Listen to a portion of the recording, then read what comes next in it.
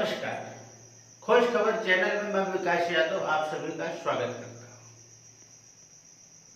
हम आप लगातार सुनते आए कि इस संसार में यदि भगवान के रूप में कोई है तो वह चिकित्सक है, डॉक्टर है। और हमारे विद्वानों ने भी कहा है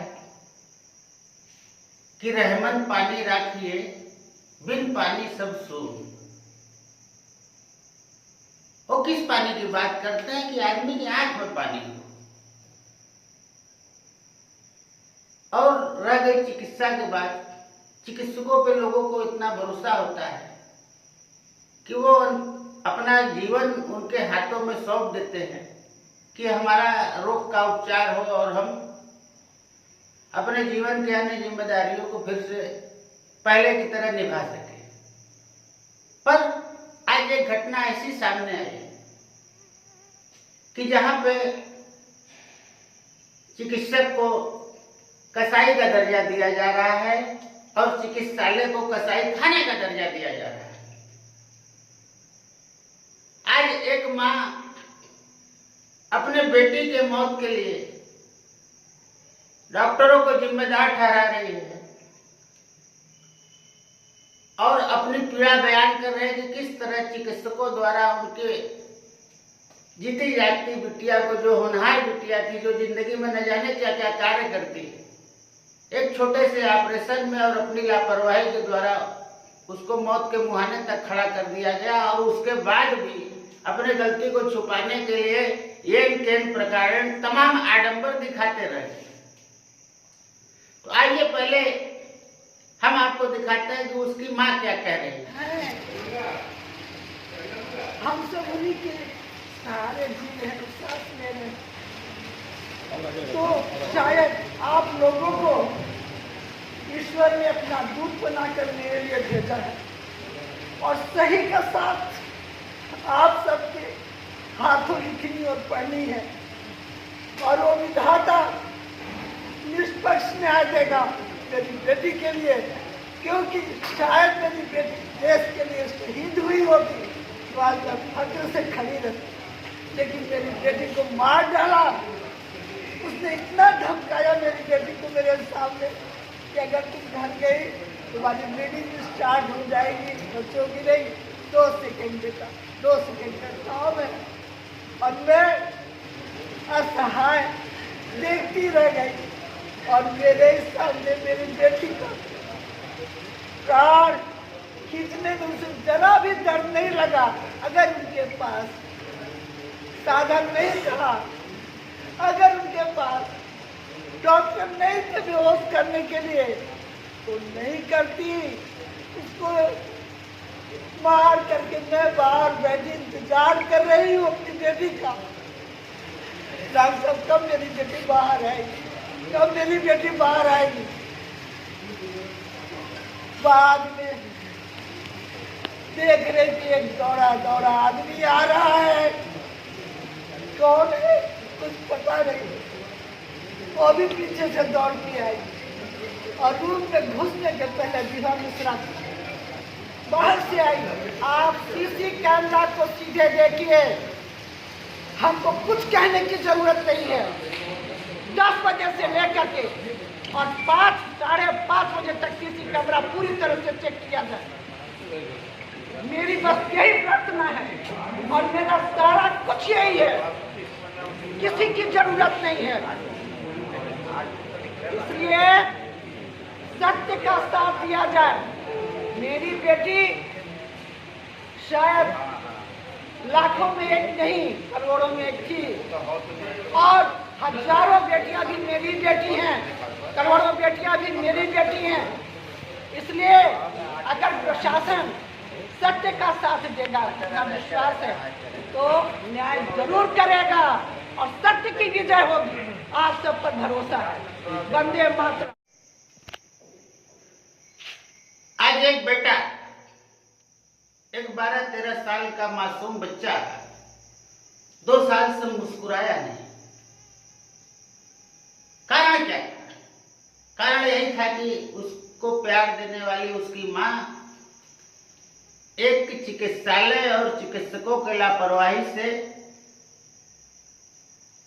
इस दुनिया को अलविदा कह चुकी। आज वो बच्चा 2 साल से हंस नहीं रहा।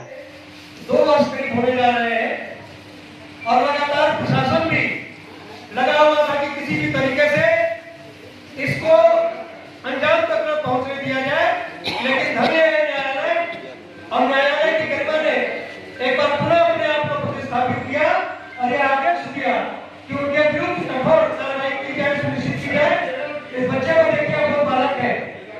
मैं सच बताता हूँ, भगवान काशी विश्वनाथ काशी में कि लगा 2 साल से हंसना भूल गया है। उनकी सौगंध के साथ आपको मैं ये बता रहा हूँ, 2 साल से ये बच्चा हंसा नहीं है। इसके लिए जिम्मेदारी अस्पताल प्रबंधन को प्रबंधन है। हमारी बहन, हमारे बहनों सब आगे बैठे हुए हैं, ये ब्रेन स्ट्रोक पे चले गए। 1.5 वर्षों तक लगातार ये ब्रेन स्ट्रोक पे रहे और कितने दुर्गतियों से ये परिवार आपदा को सहते हुए आगे बढ़ा है, इसको मैं आपसे कह नहीं सकता। लेकिन हमें खुशी है यार कि हमारे अधिवक्ता बंधु भी हमारे साथ बैठे हुए हैं, आप पत्रकार बंधुओं का भी साथ है हमारे साथ, कि आज न्यायालय ने जो आदेश दिया है ये जरूर रंग लाएगा और बनारस से पूरे देश को एक संदेश जाएगा कि अगर चिकित्सक गलत करेगा तो वह भी एक मुस्लिम की तरह निश्चित तौर पर सजा पाएगा। मित्रों, इस पूरे घटनाक्रम को हम विस्तार से आपको रूबरू कराएंगे, पर आज हमारे समाज के जो अधिवक्तागण हैं, जो हर पीड़ित को न्याय दिलाते हैं, आज वो समाज ही खुद उतर के यदि कह रहा है कि ये चिकित्सालय नहीं है, एक कसाई खाना है। यहाँ पे रोगी एक डॉक्टर के पास जो भगवान समझ के जाता है, कहा गया है कि रोगी की सेवा भगवान की सेवा, चिकित्सा एक सेवा भाव है। पर आज हमारे अधिवक्ता बंधु ये बता रहे हैं कि ये सेवा भाव नहीं रह गया है, ये बिजनेस हो गया है। यहाँ पे मरीज जाता है तो वो एक प्रोडक्ट की तरह जाता है, एक जो है ग्राहक की तरह जाता है, जिसको किस तरीके से चूसा जाता है। आज एक समूह में अधिवक्ताओं ने एक स्वर में ये कहा कि ये कसाई खाना है। आज भाजपा सरकार ने बनारस के कसाई खानों को तो बंद करा दिया, पर ये जीते जागते कसाई खाने जहां इंसानों को इलाज के लिए इस्तेमाल किया जाता है और डॉक्टर कसाई की भूमिका में आ गए, जहां अधिवक्ता ये कह रहे हैं कि मूलभूत सुविधाएं भी नहीं चिकित्सालय में, उसकी कोई जांच नहीं हो रही।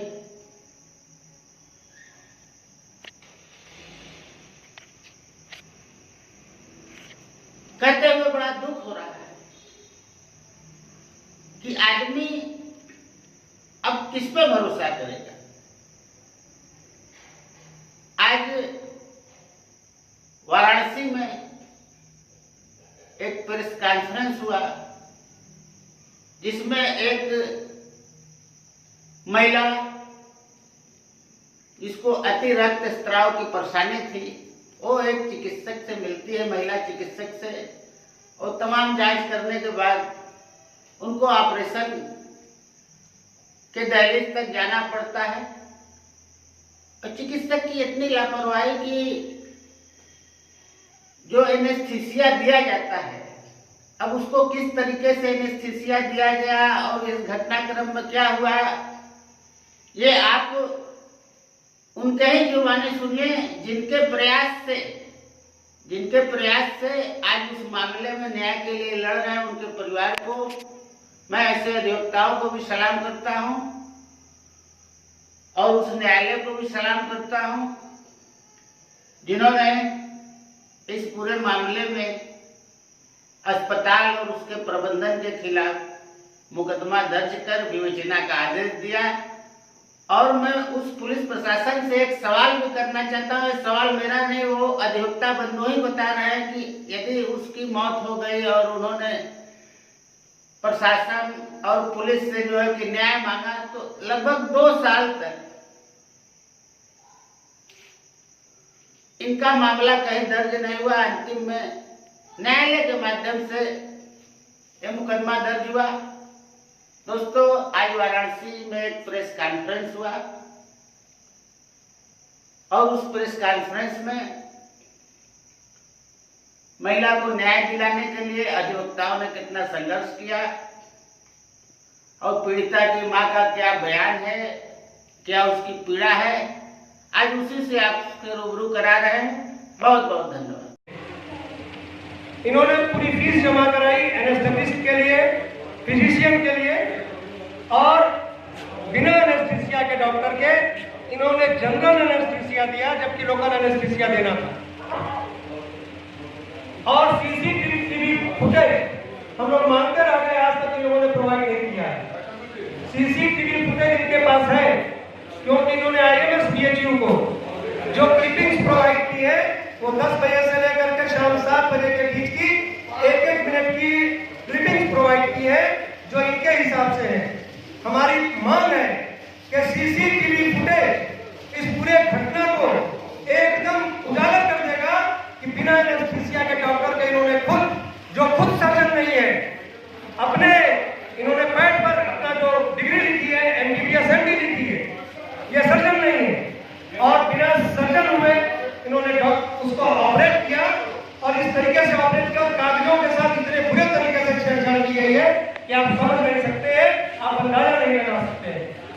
एक चीजें 4 बार 4 तरीके से बताई गई है और चारों में बहुत सारी भिन्नताएं हैं। इसलिए कोर्ट ने सीधे कहा है कि इसकी जांच करके तुरंत मुकदमा दर्ज करके और इसकी विवेचना करके, और यह कोर्ट की निगरानी में विवेचना। और आप सम्मानित पत्रकार बंधुओं को आमंत्रित किया गया है, उस पर थोड़ा सा ब्रीफ आपको हो जाना चाहिए। वर्षा नाम की युवती 42 साल की सिंपल डीएनसी के लिए Uphaar nursing home doctor Vibha Mishra Ishita Awasthi के यहाँ जाती है। सिंपल डीएनसी, आप यहाँ माताएं यहाँ बहनें भी बैठी हैं, डीएनसी का मतलब जानते हैं। सिंपल डीएनसी के लिए बहन जाती है, उसको ग्लोबल हाइपोक्सिया करा दिया जाता है नॉर्मल एनेस्थीसिया देकर। जनरल एनेस्थीसिया देकर के डीएनसी में बेसिकली एक कमर में या कहीं ऐसे हल्के से एक इंजेक्शन लगता है और बिल्कुल नॉर्मल सा प्रक्रिया होती है, वो सारी बहनें जानती हैं। लेकिन उसको जिस प्रकार से नॉर्मल एनेस्थीसिया देकर के, जनरल एनेस्थीसिया देकर के जिस प्रकार से उसको बिना किसी एक्सपर्टाइजेशन के उसको एनेस्थीसिया दिया गया, और जब वो बेहोश हो जाती है एनेस्थीसिया के बाद, तो एक फर्जी डॉक्यूमेंट क्रिएट करती है डॉक्टर विभा मिश्रा, डॉक्टर इसिता अवस्थी और डॉक्टर ईशांत मिश्रा। ये लोग मिलकर के एक फर्जी डॉक्यूमेंट क्रिएट करते हैं और उसकी बेहोशी के दरमियान उसका दस्तखत दिखाते हैं कि उसका दस्तखत है और वो बेहोश है। उसकी बेहोशी में उसकी डीएनसी करते हैं और वहीं देन एंड देयर उसको इतना ज़्यादा एनेस्थीसिया की मात्रा दे दी जाती है कि वहीं उसकी आंखों का मूवमेंट बंद हो जाता है। मतलब ब्रेन डेड की स्थिति उसकी वहीं उत्पन्न हो जाती है। उसके बाद 3:30 बजे 2:57 पर एनेस्थीसिया एक्सपर्ट को डॉक्टर फोन करती है, इसिता अवस्थी अपने मोबाइल से, और उसके बाद सर्जन को फोन करती है। ये लोग आते हैं, फर्जी डॉक्यूमेंट क्रिएट करते हैं ये सारे लोग मिलकर के, और उसके बाद शुरू होती है लंबी लड़ाई। उसकी माँ को रोते हुए 1.5 साल में ऐसा कोई दिन नहीं रहा हुआ होगा जिस दिन उस माँ के आंख के आंसू सूखे होंगे। सिंपल डीएनसी के लिए घर से निकलती है और बिस्तर पर रहते हुए लगभग 1.5 महीने के बाद उसको एक बड़े अस्पताल में लखनऊ में डेड घोषित कर दिया गया। लेकिन डेड तो वो हॉस्पिटल में ही हो गई।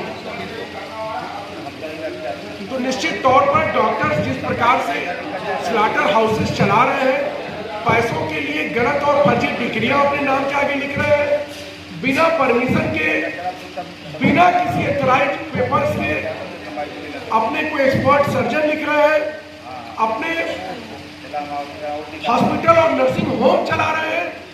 इन सबके खिलाफ आवाज उठाने का एक मकसद था आप बहनों और भाइयों को यहाँ बुलाने का। निश्चित तौर पर यह कोई सामान्य प्रेस कॉन्फ्रेंस नहीं है। पिछले 1.5 वर्षों से एक रोती हुई मां के आंसू पोंछने का दिन है। कल माननीय न्यायालय ने इस सारे प्रकरण को संज्ञान में लेकर के FIR दर्ज करने का आदेश ऐसे ताकतवर लोगों के खिलाफ दिया है जिनके खिलाफ शायद FIR करा पाना सामान्य जनता या असामान्य लोगों के लिए भी संभव नहीं है। तो निश्चित तौर पर आप पत्रकार बंधुओं का सहयोग अपेक्षित है।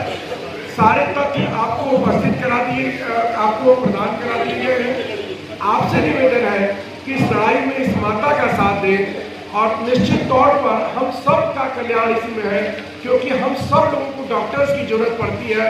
और हम लोगों के यहाँ जब हम डॉक्टर्स के यहाँ जाते हैं तो डॉक्टर्स के यहाँ हम एक इंडस्ट्री के रूप में पहुँचते हैं, उसके एक उद्योग के रूप में पहुँचते हैं। वो डॉक्टर पहले हमारा इलाज करता है, फिर बताता है कि फलाने जगह चले जाइए, वहाँ आपकी पूरी जांच होगी। 10 तरह की जांच लिखी जाती है, वहाँ जांच होती है, फिर उसके बाद फिर दवाओं का लंबा दौर शुरू होता है।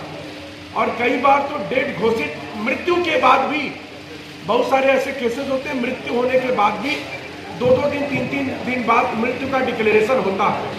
तो निश्चित तौर पर बहुत कठिन परिस्थिति है। हम अधिवक्ता बंधुओं ने अपनी लड़ाई लड़ी है इस मां के लिए, इस बहन के लिए। आप पत्रकार बंधु यदि साथ खड़े होंगे तो निश्चित तौर पर पूरे देश में एक संदेश जाएगा कि डॉक्टर्स अपनी मनमानी अब नहीं कर पाएंगे।